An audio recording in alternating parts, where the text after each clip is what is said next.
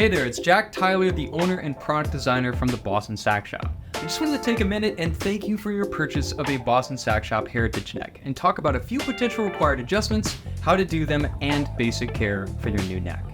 Firstly, please know that while we try our absolute best to nail the fit of each neck before it's sent, especially with vintage or well-used horns, the receiver size can wear, meaning that we might be slightly off the mark for your exact horn. We intentionally aim a little smaller on our fitment, as most repair shops have an easier time expanding a neck tenon than reducing it.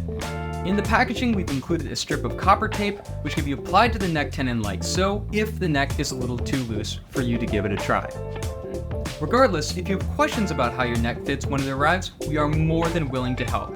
We can work to reimburse a local repair technician for the final fit or send you a return label on us to make the adjustments here at BSS. All you have to do is reach out. In addition to the way the neck tenon and receiver fit, there may be the need to adjust the octave mechanism key as it relates to the octave stem on the horn itself, since everyone is set up differently. Now, this is a super easy adjustment that you can make yourself, and honestly every player should know how to do this anyways. So it's really important to have a small gap between the yoke of the neck octave key and the stem so that you accidentally don't bump it open while you're playing with your thumb. Hopefully the neck is perfect right out of the box, but if there's too much or too little of a gap, don't worry, you can fix this in a few minutes with these simple techniques.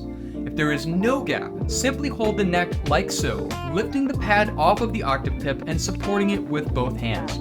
Carefully bounce the key until you feel the brass move. It shouldn't take much, and then check it against the octave stem.